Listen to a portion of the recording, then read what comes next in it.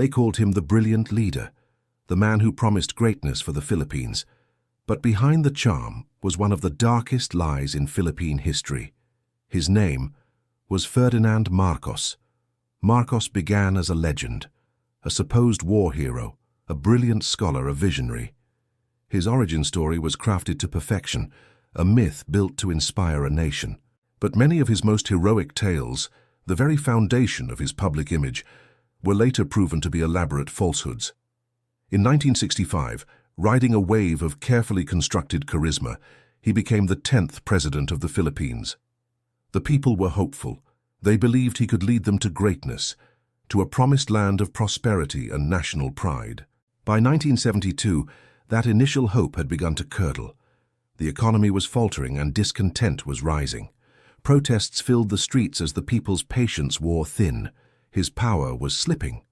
And so, on September 23rd, Ferdinand Marcos made a fateful decision. He appeared on national television and declared martial law. He claimed it was to save the country from chaos, to restore order and discipline. But the only thing he truly saved was his own grip on power. Freedom vanished overnight. The vibrant democracy the Philippines had known was extinguished in an instant. Newspapers and television stations were shut down.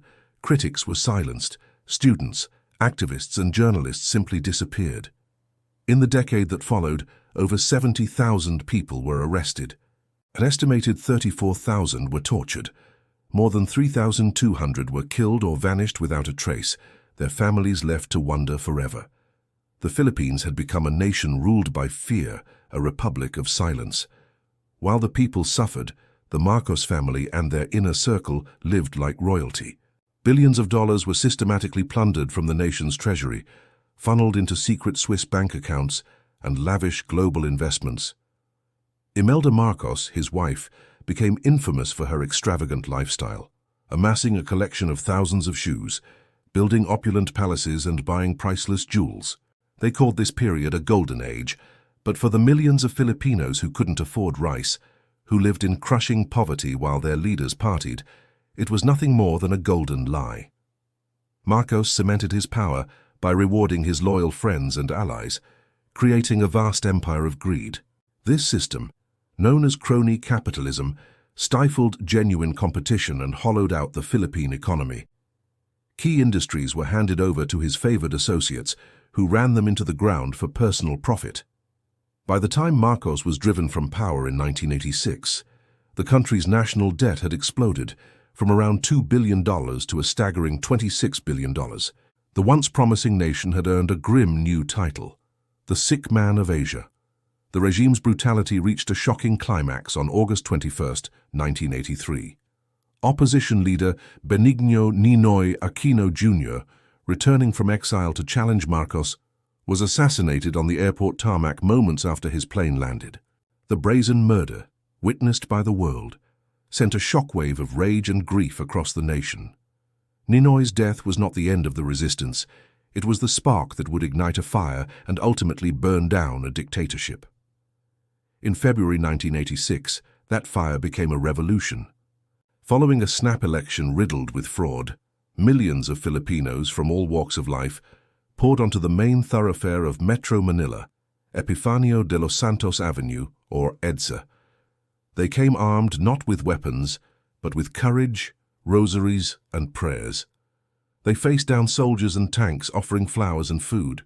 Nuns knelt in prayer before armored vehicles. In 4 historic, largely bloodless days, the world watched as the Filipino people defeated a dictator. This was people power.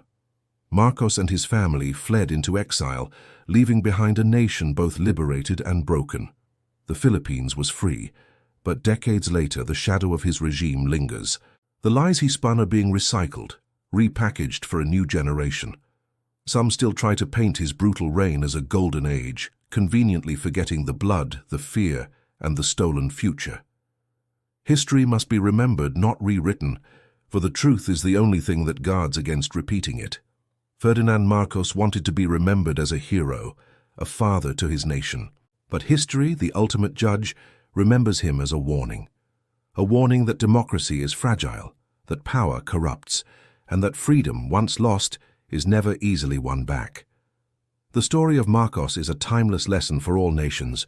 We must remember the past to protect the future. Thanks for watching IntellectAxis. Subscribe for more stories that history tried to bury.